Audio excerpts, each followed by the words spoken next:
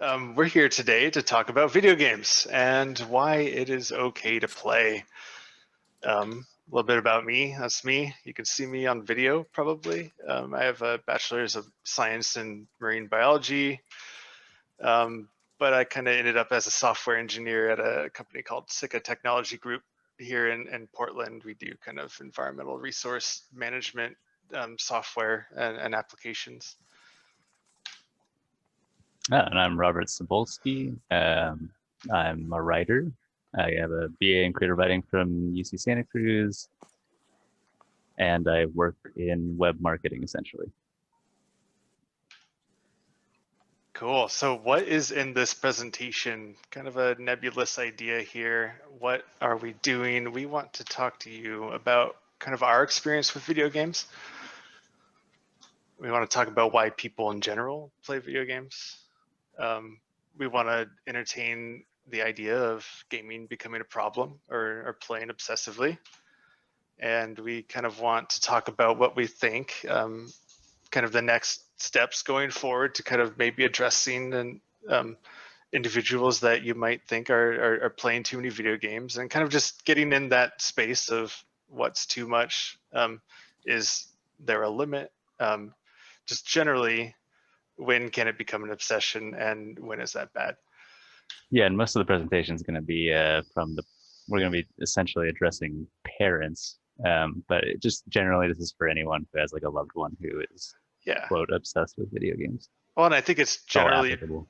Yeah, and it's really just kind of interesting to look at video games through this kind of lens in general. You don't have to have a feeling that you're playing too much or somebody else is playing too much. Just kind of understand why this could be interesting to kind of think about it in this way. So what's not in this presentation, we can't speak for anybody's kids. It's kind of our experience with video games and maybe our friends' experience. We cannot give objective parenting advice. Robert and I aren't parents, but we're still just trying to give it from our perspective. We're trying to, and you'll see that we're trying to unpack shame, and there's absolutely no intention of shaming kind of anybody for playing too many video games or even potentially shaming parents for letting their kids play too many video games or not letting their kids play. It just gets weird. We're trying to avoid shame. That's kind of the whole point of this. And yeah, we are not trained psychologists or therapists. So just disclaimer in that sense. So our experience with video games. We like video games. We play a lot of them. We've kind of always played a lot of them, and Robert and I grew up together playing video games. We thought that we had somewhat of a unique perspective, our generation, not just me and Robert. I know this kind of extends to people that are watching this as well, and Carl might share some of this unique perspective with us. But we grew up with video game consoles. They weren't only in arcades anymore when we were growing up. I think my first one was a Nintendo 64, but other households on my block had Nintendos and Super Nintendos, and we really grew up with games becoming this really big immersive experience. We're also kind of positioned with home computing and internet kind of becoming this ubiquitous thing, and with the internet and home computers led to kind of this surge in online gaming, which is kind of where we really see a hook in terms of how people relate to games. I think I just said that. But yeah, we did feel like our generation, having gone through this with our parents' generation, not really understanding what online video games were and how important they might have been to us, we felt that it was kind of good to at least talk about this and kind of unpack some things in there. Like I was mentioning, Robert and I have known each other for a long time. It's a picture of us from 4th grade.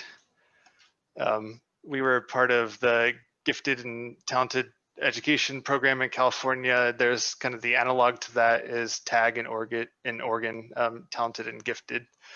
So it's just a public school, but maybe with more focus on individual needs of students and trying to keep competence levels up. we really did kind of identify a period of, intense love or, maybe obsession towards video games in middle school. And we kind of really wanted to look into that and why that might be. Part of it was fitting in within our friends group, and everybody else was playing video games. Middle school was kind of really that formative period of our life where we started to actually notice it and decide to play video games over other things consciously.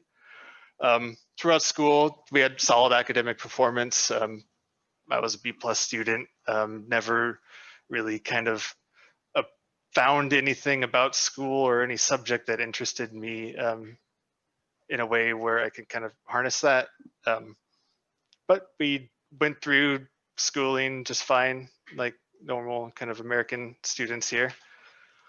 But there was kind of, even though we were performing, we still didn't quite feel like we'd fit in a way that society felt like we fit in. We did think that, we liked to play video games too much, and we did want to spend a lot of time in that area, and we were good at it and had a lot of fun.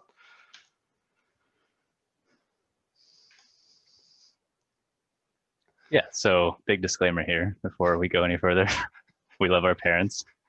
And again, none of this is about shaming our parents or any of the parents listening or whatever. But yeah, so as we started to play more in middle school, obviously our parents take notice, and they're justifiably worried about our health, our social life, and our academics. And we didn't feel like they really tried to understand why we're obsessed, and really, like, why would they? What they had heard from everywhere, news, any outlet that they would look at, I was talking about video games, was that video games are bad. So in the end, why doesn't matter. If it's damaging my child, I don't need to know why they're obsessed. I just need to know that this needs to stop.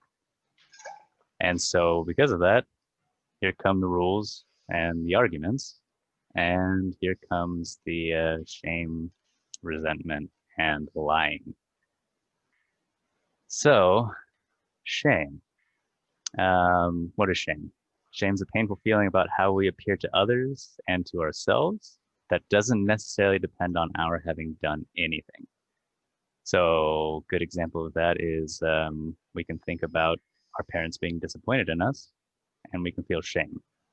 Nothing particularly happened that day that made us feel that way. It was just that thought that our parents might be disappointed in us, right? And Stewart and I kind of talked about this, and we noticed that we had kind of this shame in a lot of areas. We were ashamed that we procrastinated. We didn't work on our projects until the last minute, and that caused a lot of stress and arguments with our parents. We were ashamed that we're nerds who play video games, like that whole idea of not fitting into the mold. Like, yeah, we had a big friend group and we were lucky in that way, but a lot of people who are kind of nerdy, geeky feel this way, right? And feel ashamed of who they are. Again, we were ashamed of disappointing our parents. Certainly felt that way because of the discussions that we were having with them. We're ashamed that we're not living up to our potential, which is something that, we heard that we weren't living up to our potential. Being in that gifted and talented education program, there's that internal thought of, should I really be here? Am I living up to this? We're ashamed that we can't just do things the right way, right? Like, we're hearing all this, like, oh, you need to stop playing video games so much. Like, okay, well, why can't we just do that? Why can't we just stop?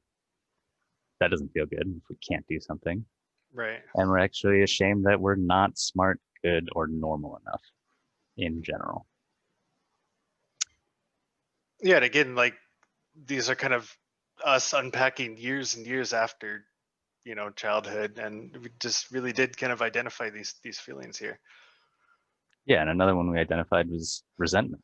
And it seems totally natural at this point, but at the time it felt really bad. So we were misunderstood by the people who are supposed to be on our team, right? Like, our parents are supposed to be for us all the time, and they were, but it didn't really feel that way, right? Especially when they put rules in place to prevent us from playing so much. What that felt like was punishment for doing one of the only things that makes us feel good, just play video games.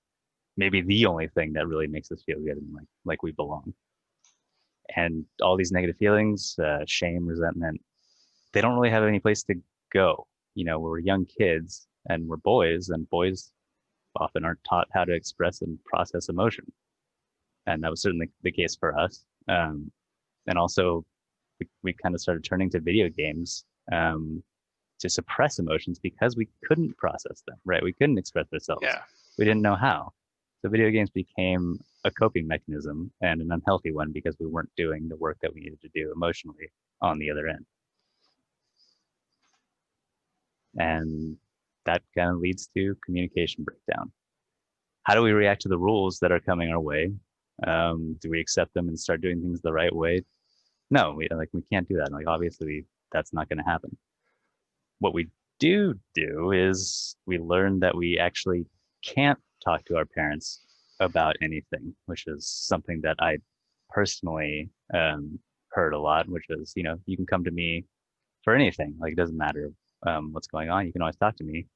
Well, the feeling was, you know, I apparently I came to you for video games and I'm getting kind of punished and like yelled at and shamed for this. So maybe I can't do that. So we start to lie so that we can play video games more, do the thing that helps us get through the day.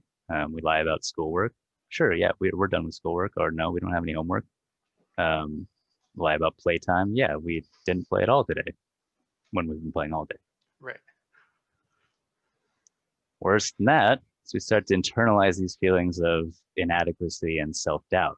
So, you know, if all these people see something wrong with us, then we must be then it must be there, and we must be really dumb since we don't see it.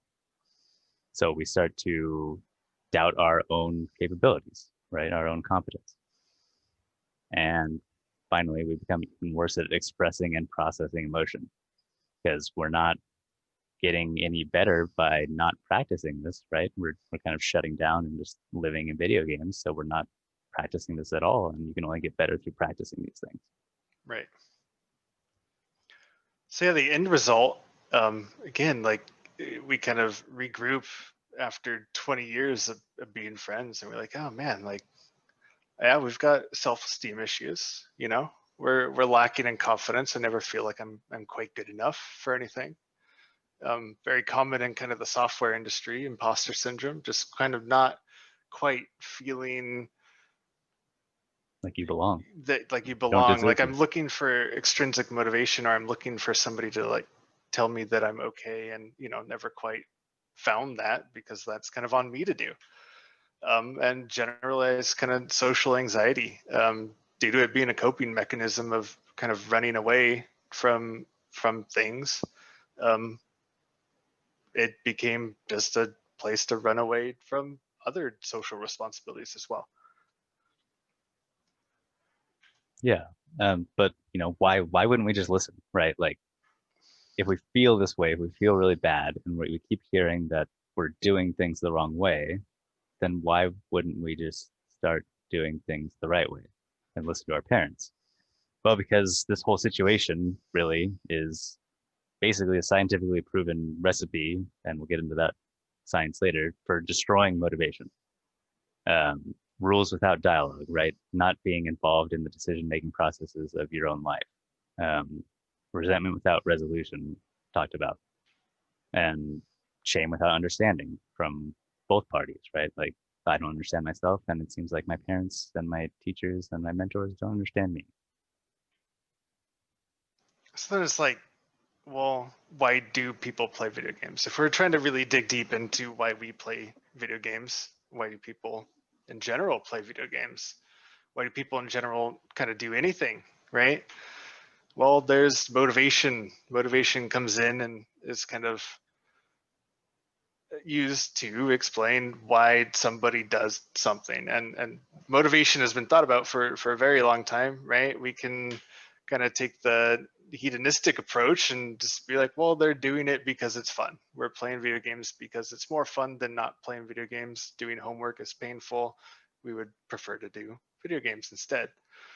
Like it's a decent idea. I think there's something to that, but it doesn't quite explain everything, right? You'll see people play video games or kind of any impulsive activity or obsessive activity, and they'll do it to the point where it's no longer pleasurable, and just kind of doesn't explain it fully, and it doesn't quite give a model to kind of understand why video games are fun. Sure, if they are fun and that's why you do it, but why is it fun? We can go Maslow on it and think about the hierarchy of needs, and it makes sense. Like we might use video games to kind of feel like it's a safe place for us and our friends. We might feel that we belong with our friends in these video game worlds, and it might help build our self-esteem up within those video game worlds. But really, like, where does Fortnite fit into that? Like, is Fortnite the pinnacle of this pyramid here? It's like, no, not really. Like, I think to explain like why humans are motivated to play video games, there's got to be something a little bit more than just packing Fortnite into kind of a couple of these categories here.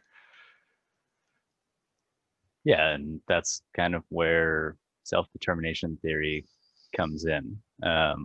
So self-determination theory, or SDT,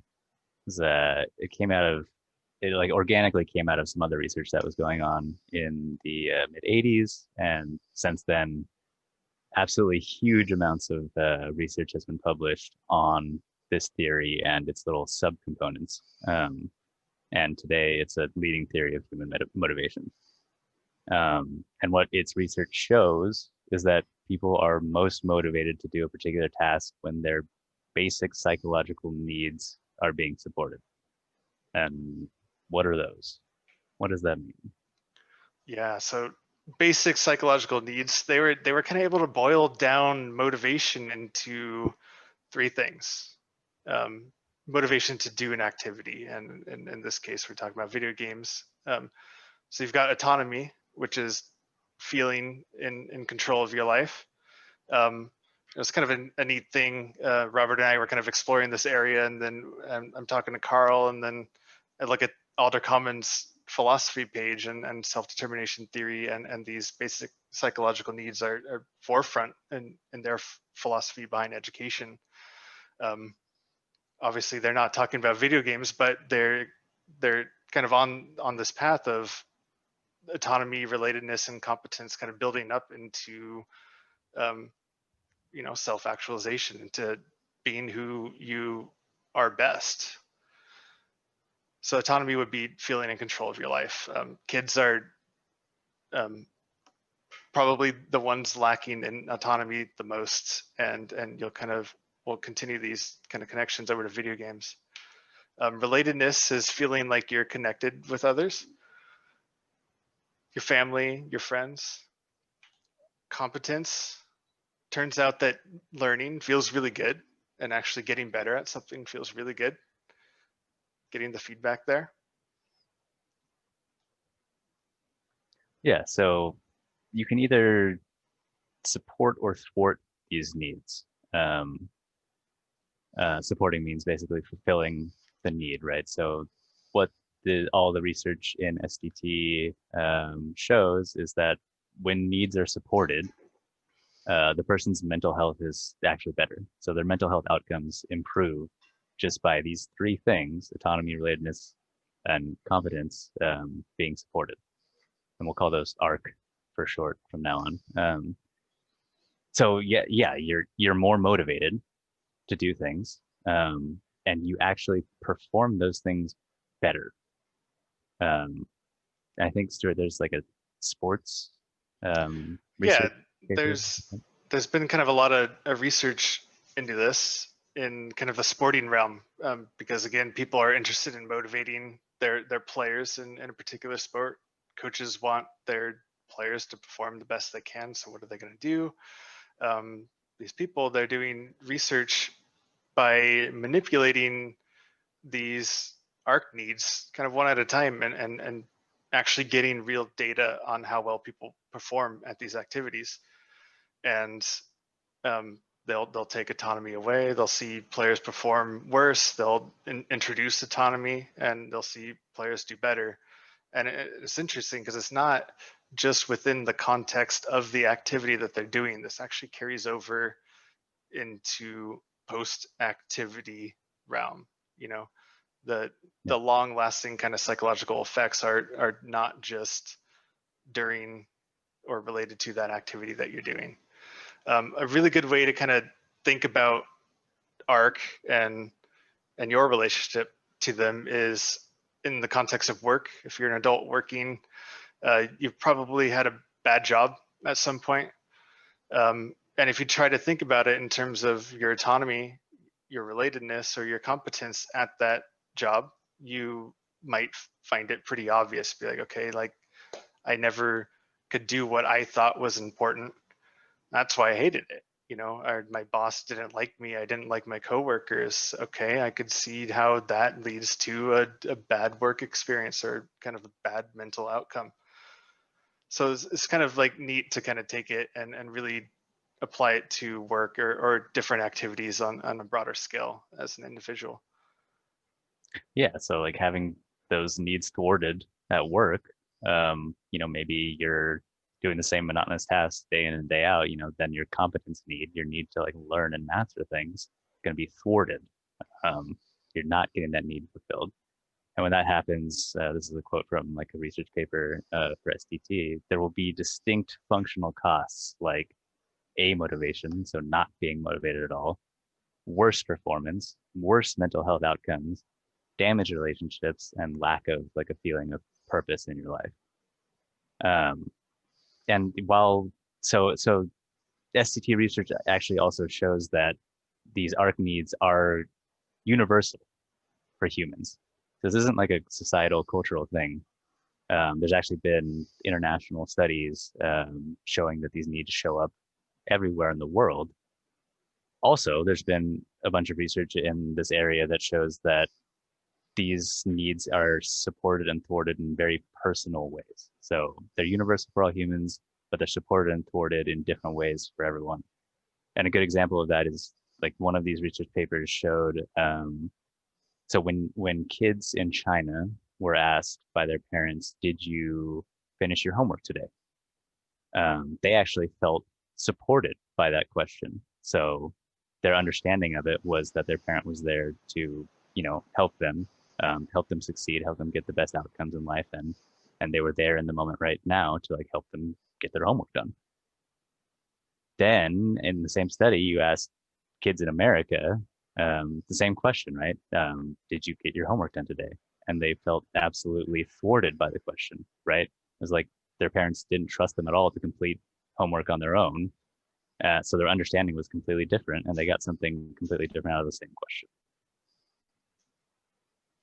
Yeah, so I mean, it's pretty interesting how, yeah, there's cultural ideas around this, and there absolutely is individual ARC needs, kind of more personally tailored. So where do people kind of get these needs naturally? Autonomy, as you get older, you have more responsibilities, but you also have a lot more freedom. You can eat cookies whenever you want. You can play video games whenever you want. It's just a natural process, right? Your identity is part of your autonomy. You get to choose who you want to be. You get to choose what entertainment you want to watch or participate in. You get to choose what hobbies you want to work on or work with. You get to choose what communities you're part of. As adults, kind of autonomy gets filled in, but kids are definitely, due to the nature of them being young, lacking in autonomy. For relatedness needs, you might fill your relatedness needs through your friends or through your family or through church or through social media. Hobbies have groups. You might join something like this, like Alder Commons. You might participate in workshops. There's plenty of ways that people gain their kind of relatedness needs. And then competence needs, I think most people probably find it through education and work, typically. There's lots of other ways, sure, like practicing sports, practicing an instrument, or again, on hobbies. You can see why hobbies are kind of a neat thing. They kind of fill all of these areas. And, you know, video games just kind of happens to fit into that hobbies realm.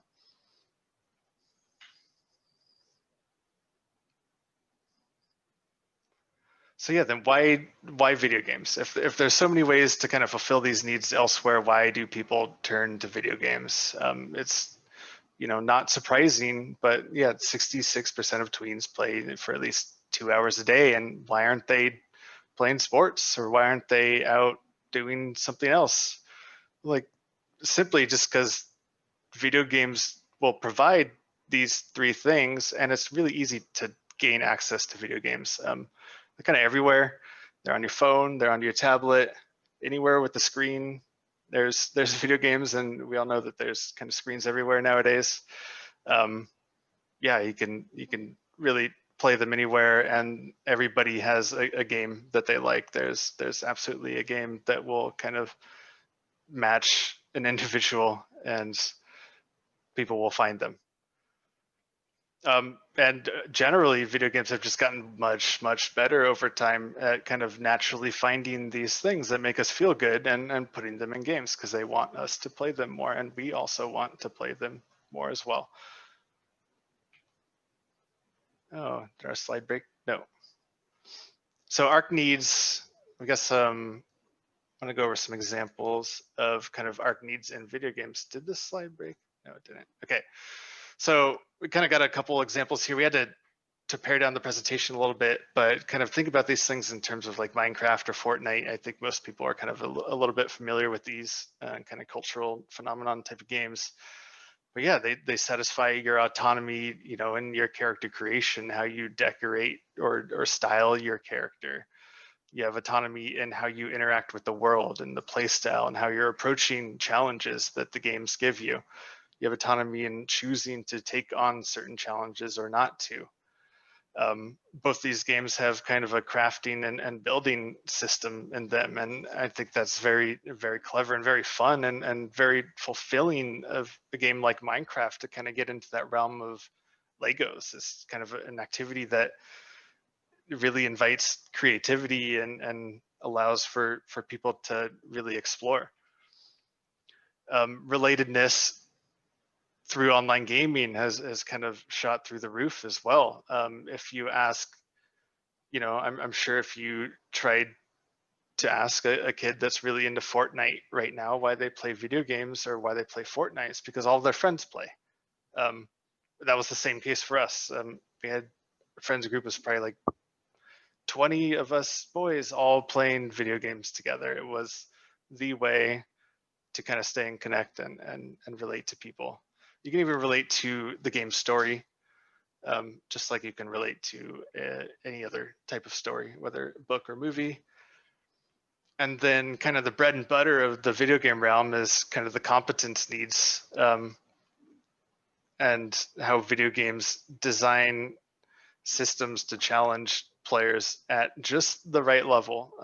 There's video games that are more challenging than others, and there's video games that are easier than others, but what you'll find is that a lot of them they're trying to take out a lot of the frustrations in this competence feedback loop, where if you're trying to learn how to play piano or any other kind of long-term competence related skill, you're going to get much quicker feedback loop in a video game than you are going to if you played piano.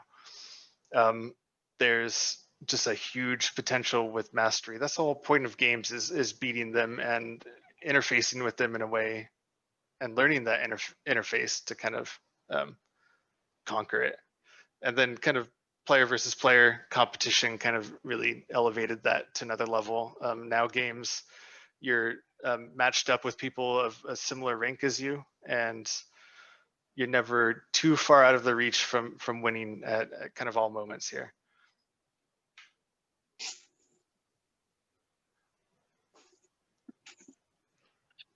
yeah, not all games or people are the same. Robert was kind of hinting at that. There's cultural differences, and I think this kind of explains where different game genres come in. I'd like to play rather challenging games. I know, Naveen, you were talking about like Cuphead, kind of before we started here. That's like right up my alley. I kind of want something that is seemingly impossible at first that I can overcome.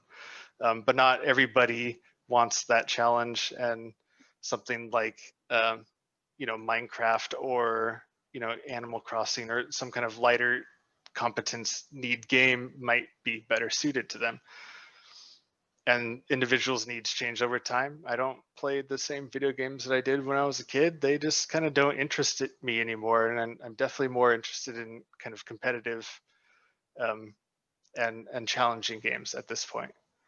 But the good news, if you're concerned, is that overall people play less video games as they get older. It's just the reality. I think it's that people get these ARC needs fulfilled elsewhere instead of just video games. Career just takes precedence. You have to do that. Family and friends, you built those relationships. That's totally great. And they could have kids of their own that are kind of taking up their time. But overall, people play less as they get older, and that's just across the board. Yeah, we wanted to like make a ton of slides into analyzing specific games and game systems, but we don't have enough time. But there are very smart people already working on that, and we're going to keep thinking about it, and we're going to kind of keep synthesizing some of this stuff, and hopefully telling other people about it as well. Yeah. So when does gaming become a problem? Can you be too motivated to play video games? I think the answer is yes and no. And that's kind of why there's this gaming disorder diagnosis debate going on right now. So in the last few years, the WHO kind of recognized gaming disorder as a thing. They have a bunch of symptoms and lengths of time that you need to have those symptoms to be qualified for this. But there's not actually a consensus, and a lot of scientists are not really into this idea of gaming disorder being an actual disorder. So there's a lot of debate going on about that in the world. From our understanding, gaming becomes a problem when you're gaming at the expense of relationships and responsibilities, right? If you choose games over maintaining the relationships in your life, or doing the work that you need to do, or whatever your responsibilities may be, taking care of your kids, doubt that would ever happen, but that's when it becomes a problem. And there's also this other like subtle idea of you have a responsibility to yourself and your own mental health as well. So if you're using gaming as a coping mechanism, and you're not doing it just to get some relaxation at the end of the day, but you're doing it for emotional suppression, and you're not really working through those emotions that you've built up over the day or the month or the years, then yeah, it's probably becoming a problem. And all this stuff certainly applies to me, and I think a lot of it applies to Stewart as well.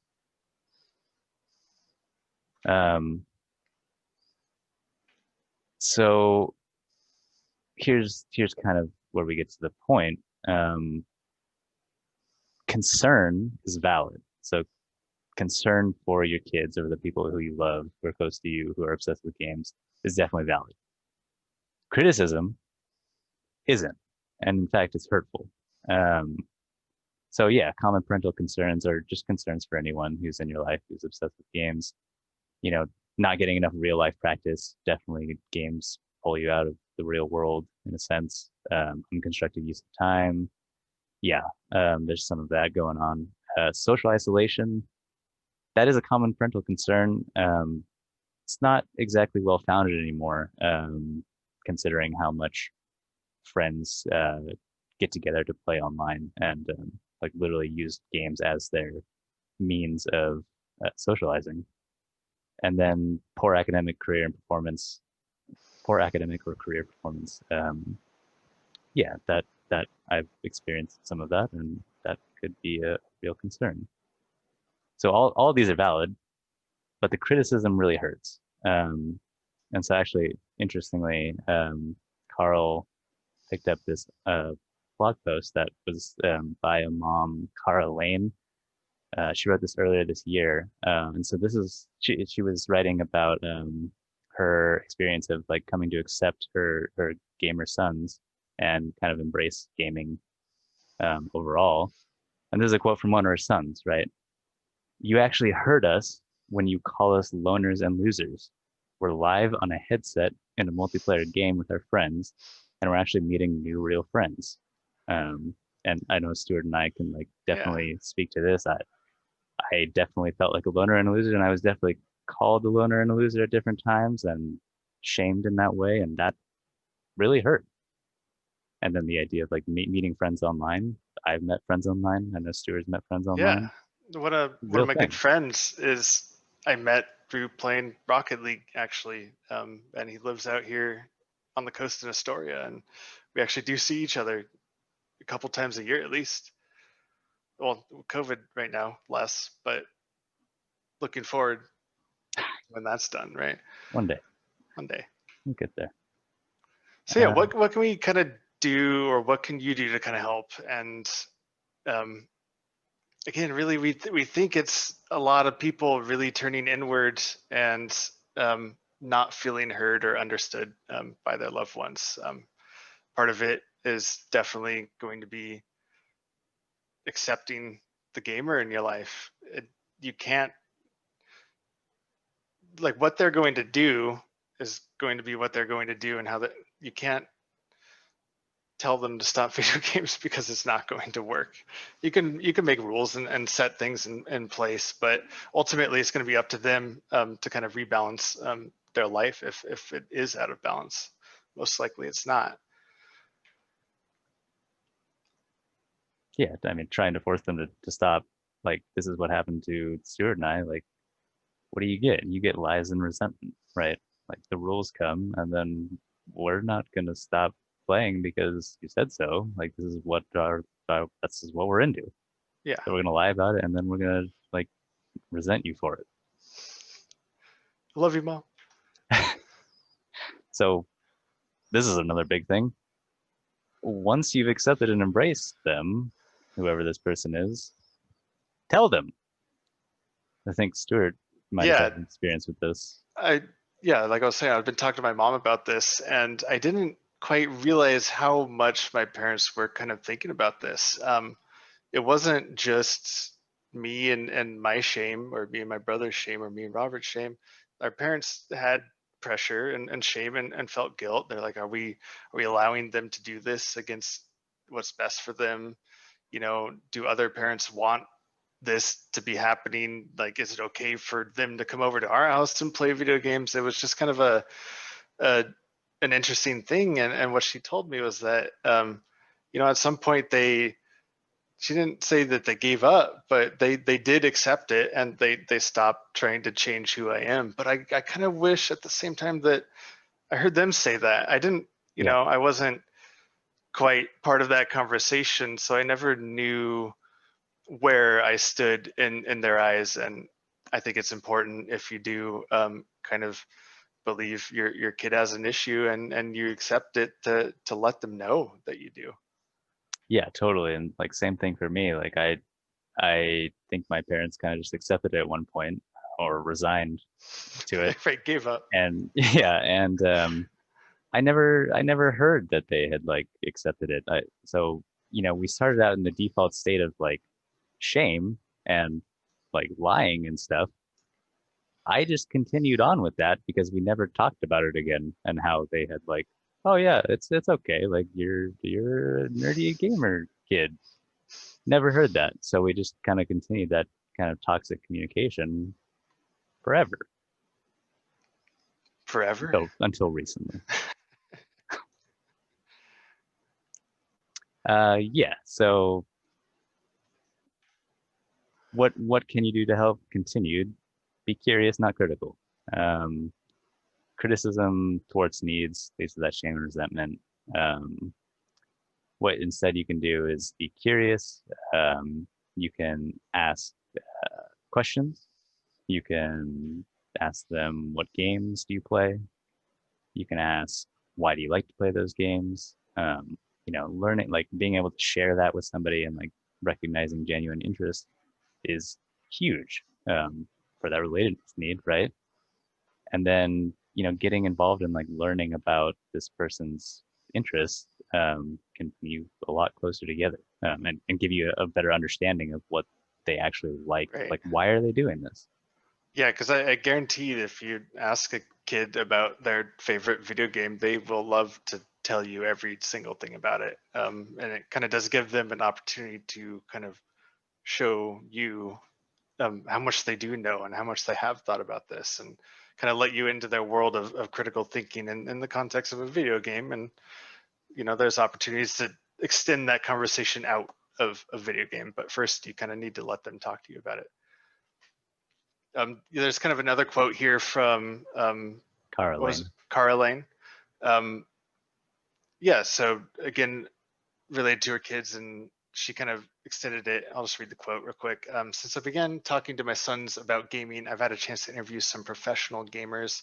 One of them remembered a time when he was with his extended family and they were all going around sharing about their lives and trying to catch up with one another.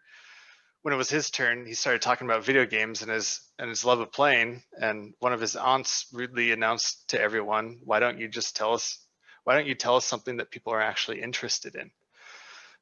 Everybody laughed at his expense, and he's hardly talked to his extended family since then. That was over a decade ago. I just think that there really is this thwarting of kind of competence if kids aren't allowed to tell you why they enjoy something, and video games are definitely a huge part of that. We like to think about this as opportunities, not alternatives. Overall, the goal, if you're concerned about this, is to kind of figure out why. Like within the framework of these ARC needs, what do you think that somebody's getting from a particular game? Are they playing Fortnite because all of their friends are there? Then you can make a reasonable assumption that it's because they are meeting relatedness needs. It's what everybody their age is doing. If they're doing it to become the #1 player and wanting to win, which everybody kind of has that drive in that game, they might be seeking competence needs through these video games. So it's not as simple as, okay, why don't you practice the violin instead? It's just really not that simple. There's plenty of ways to kind of ease somebody into kind of maybe more constructive activities related to it. So anyways, if you notice that your kids lacking autonomy, a couple of good things to do would be to help them understand why your rules and their responsibilities are important. Have an honest conversation with them about screen time and video game playing and responsibilities with school and chores. You can involve them in scheduling their own lives and their chores and their playtime, and give them some control back, some limited control. That's what video games are doing. They're giving choices within constraints, and that turns it into a much more engaging activity, and you're motivated to complete things if those are the things that you want to complete in the order that you want to complete them in. And in general, help them follow their interest. I think that's where you're really going to find some really talented ideas, is kind of following kids' interests and letting them explore. If relatedness is the need that they're kind of fulfilling with that, like there's other ways to bring video games into real life. You can host LAN parties. You can invite all of their friends over. In our life, we did LAN parties. We had video game parties, and really we ended up not playing video games at these parties. We would go play hide and go seek at the school campus. We would do other things that normal kids our age would do. And play video games a lot. And play video games. Sure, we play video games. Kind of, you can ease people in to kind of gaming, but in real life through board games and tabletop games. I know parents, I'm sure they enjoy board games as well. And it's just a great way to kind of explore why things are fun and just get some kind of family time and relatedness time in there. There's gaming conventions that kids would be interested in going to. There's esports competitions that kids would be interested in going and watching. There's kind of a lot of, and participating in. Yeah, it's a lot of fun.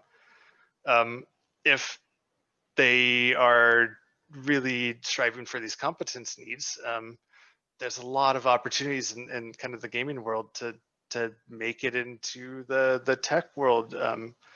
If the idea of making a video game sounds appealing to a kid, those skills transfer over into real life jobs.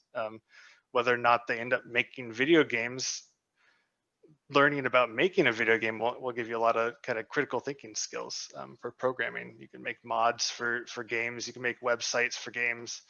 One of the first websites I made was in middle school, and it was a way for me to put all of our friends' favorite Flash games on my website so I can get past the school's kind of content protection system. Like, but it really did kind of make me learn that I can make things and I can do things on my own and I can get better at things and I can do things that other people find valuable. Sorry. We got 10 minutes. Yeah, sorry. There's game design, there's art, there's music, there's writing, there's tons of ways to kind of transition these gaming related needs into something that others might find more valuable. Finally, tried and true, communicate. And the first step here is listening to your child's or your loved one's needs and concerns. Open up that dialogue for them to share first. Mm-hmm. Then you can communicate your needs and concerns. And then through that, you can kind of discuss balancing these responsibilities and relationships with gaming. It doesn't have to be one or the other, as all gamers one day learn. This isn't the end of the world. We all have this balance at some point in our lives. And this is another quote from Farlane. I really like this one. So she says, one time my oldest son, Connor, came to me and said, "Mom, seriously, what do I need to do to get you to leave me alone after 3 p.m. today?" So I made a list: get your homework done and engage with grandma at the table at lunchtime, eye contact and all. I even added pulling the weeds to the list. He got everything done. He said, "Mom, this is so cool. All I really wanted to do this afternoon was rank up." So bringing dialogue and autonomy to choices that we're making. What's next? I hope we all kind of keep talking about this and keep thinking about it. Ultimately, it'd be great to stop shaming people for playing video games. Part of that is just kind of understanding it and really kind of figuring out why we do stuff.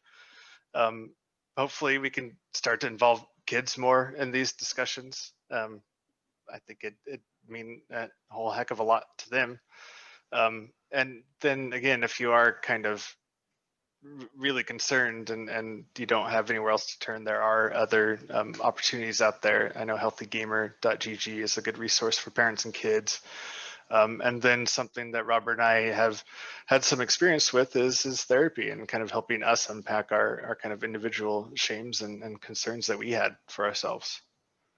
Though we had that later in life. So yeah, took a while. So yeah, I hope we made sense. Is there any questions? We want to kind of open it for questions or thoughts. Do you agree? Do you disagree? Did we explain things in a way that made sense to you, or were we kind of all over the place, or anything? We really would like to kind of talk about this more and get more input from other people. Yeah, and what would help you in the future? Like, yeah, resources, tools, future topics that would be helpful that spring to mind. Well, I want to open just to say thanks. This is a really illuminating presentation, and good. I also appreciated y'all's vulnerability, sharing a lot about your own personal experience. I was privileged to see an early version of this presentation, and that wasn't there. So it's a welcome surprise. Thank you. Thank you. Do we have any? Sorry. Yeah, I have a question, Stewart. It looks like you did some pretty comprehensive research. In the research, did you ever come across anything that recommended bringing the parent into the game with the child? I know there's been a lot of sort of research on the therapeutic benefits of role playing. I guess we cut it out of the slides. And Yeah, the answer is yes, you should definitely play games with your kids. It's a really fun thing. And it's just a way to not lose connection, because if they're going to play anyways, you know, play with them, learn with them. It's actually really fun. And games like Minecraft are ripe for that. It's a world that's completely open, and you can figure out ways to challenge your child within the game if you want. And it's just kind of a new way to kind of teach them in a way that feels fun and inviting to them. May I? Yeah, of course. So my partner makes video games. And, awesome. So I get the other side of it of like, you know, he knows that they're just trying to get you to play, like to level up, and they like do all these things, especially free to play, that like try to keep you engaged. And so I don't know if you have any thoughts about certain types of games are better than others, or honestly, yeah, like a perfect question. You don't know where, like, every game is unique, right? And is it free to play? Are there loot boxes? Are there any of these other kind of patterns that might be thwarting and might actually have lasting effects outside of play? I don't know if there's a great resource for that yet, but those relationships gets into how game systems interact with each other. So say there's a kind of an autonomy need for looking good, right? You want your character to look how you think you feel, and then the game might provide you ways to get ways to get the items that make you feel good, and they might do that in thwarting or supporting ways. So it gets really down to a system level, and it's really hard to tell. But kind of the traditional model nowadays is kind of keeping things free to play and offering people rewards for play styles that they find appropriate, and then usually they're hoping to convince people to buy more items, and that does get a little bit weird. It is manipulative, and I do wish that there was a better resource to kind of really see all of those things. Did that help at all? Yeah. Thanks. I actually have a kind of related, so I went to a presentation maybe 6 months, a year ago about screen time in general with young children. And a little about my background, I am a speech therapist, and I do work with a lot of young kids. And so that was, how do we support communication? That was the whole shtick of it. Anyways, the whole message was looking at it as a mentorship model, as opposed to you get this much time. And then also included in that mentorship was educating the child about, YouTube has really cool videos, but there's also ads on YouTube, and YouTube is built in a way that keeps you on there. So if you feel like you stop, basically having that conversation on a level that kid could understand. And I thought that was really, I think that applies to a lot more things than just. Yeah, definitely. And like kind of threads of that were cut from this conversation. But yeah, just generally being aware that these little patterns exist is a great first step. Yeah. And getting on kids level with that is a really good idea. Yeah, and have them teach you how it works, because I know that they know. you know, they're in the world, and they'll talk their heart out if you let them.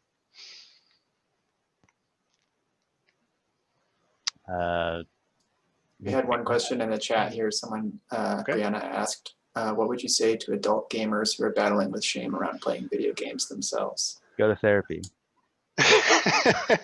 Yeah, it's not a bad thing. It's great. They'll kind of help you really figure it out.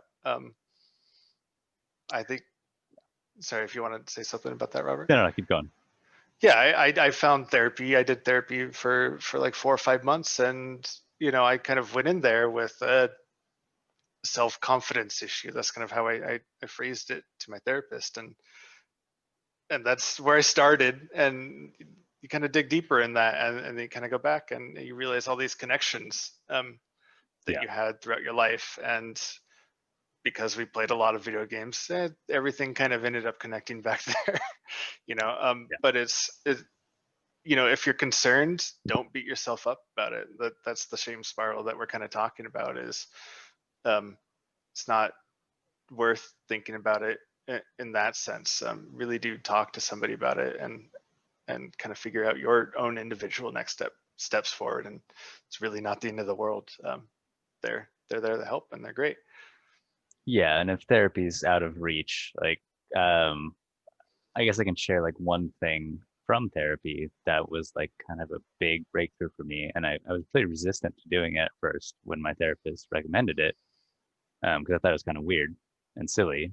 But what she had me do was kind of go in my mind, go back in time, and talk to myself as a kid and kind of forgive myself for, being obsessed with video games and letting it affect my life like this. And that's just one piece in like the entire cognitive behavioral therapy that I went through. But at that moment, that was like a huge breakthrough for me to be able to forgive myself for this thing and say, like, it's okay. Like, yeah, we're going to be addicted to video games for the rest of our lives, and we're going to survive, and it's okay. And I know that's really hard to do. So I wish you luck. Therapy if you can. I want to thank Matt too for sharing the stories of playing with family in the chat. Those are really I need to read through sweet chat. stories. No, it really is a bonding time. I know we're sort of at time if anybody wants to throw maybe one more question out. Otherwise, going. No, we got contact info. Next slide. Take a screenshot, find it online or something. If we helped, so we'd like to know. If you have any more questions, we're interested, and we'd love to explore more. So I would be interested in having younger people in the conversation, because that's part of it. Is I want to give them the autonomy to tell us why they like them. So if people are interested in having like a game analyzing session where we really pick apart Fortnite and like have kids there and make it fun, that could be a cool thing. So yeah, if people are interested, we'd love to talk more about it.